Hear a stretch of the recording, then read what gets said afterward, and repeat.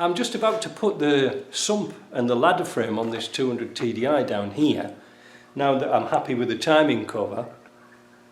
But there's a couple of little things I'm sort of wanting to talk to you about. What is the best RTV to use? Well, the stuff I used to use is this stuff, this Loctite SI5980. It's been very good, it's done me well, but the problem is, as you can see, the quantities are getting smaller and smaller. This isn't enough to do the, like on a TDI, a 200 TDI should I say, it's not enough to do both this and the sump as well. Like, because we've got this ladder frame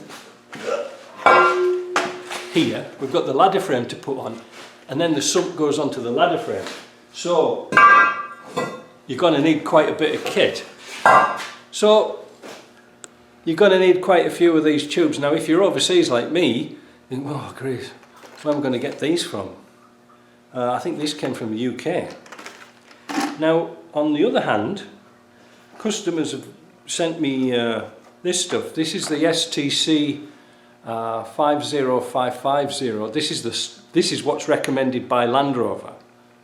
But there's something deceptive about this, because I just found out the other day, and you've probably seen here, it's marked with a shelf life. Same with another one here, best before. It's not a sandwich or anything like that, it's best before 09/20/25.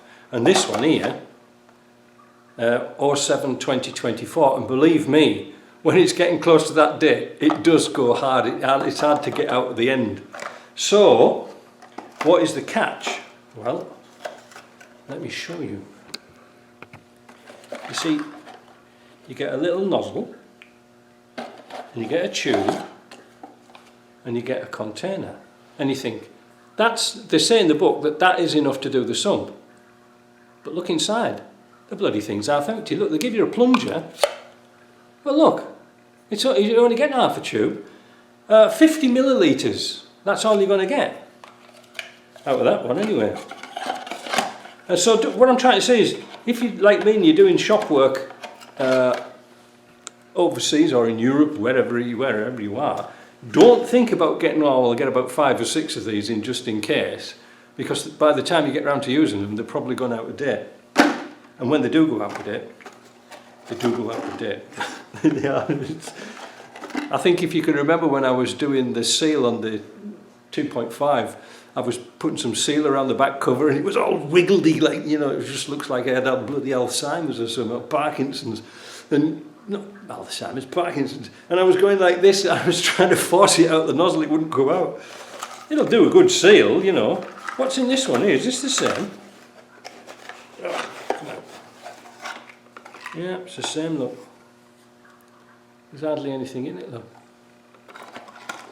So what's this video all about, apart from showing me tubes and things like that? Well, I think I've got a better alternative.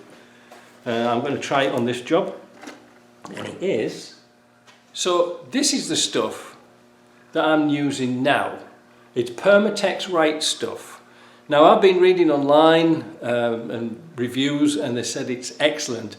It supports OEM specs for GM, Ford, Chrysler and Mercedes-Benz. Now if it's good enough for Mercedes-Benz, it's good enough for a Land Rover, isn't it?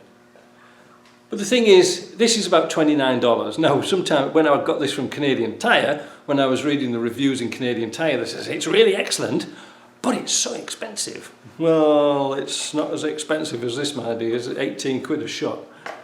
And of course I can just pop down to the local shop and get this.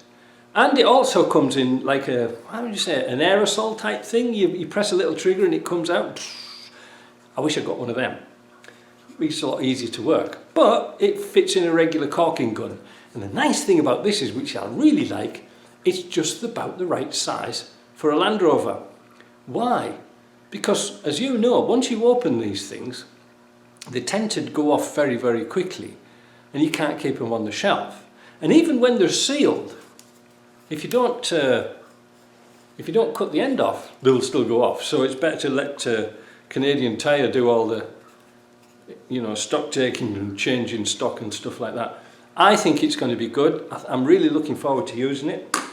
We'll do a video on putting this sump together, but I've got to pop downtown just about now because Claude's finished the cylinder head on this 200 TDI, so I can really race on with that this week.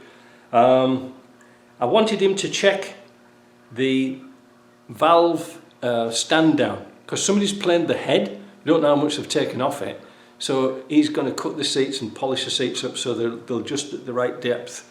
And he's also done the flywheel as well. Good little Claude, he did it last night, so it's all ready to go. So anyway, less of this rambling. Let's do this sump and then we'll go and see Claude. Right, I'm about to fit the ladder frame to this engine. I'm going to use some Permatex Right Stuff, which I mentioned earlier. Cleaned all this off with brake cleaner.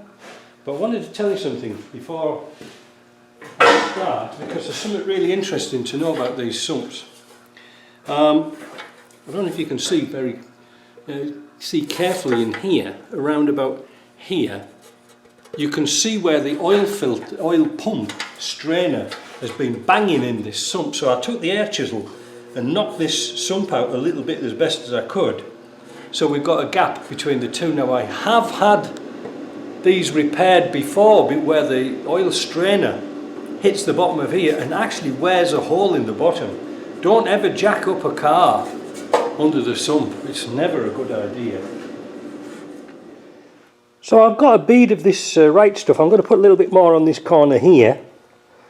It seems to be a good thing. I'll put it on the inside of the bolts rather than the outside, so it doesn't squidge everywhere. But yeah, let's see how this goes.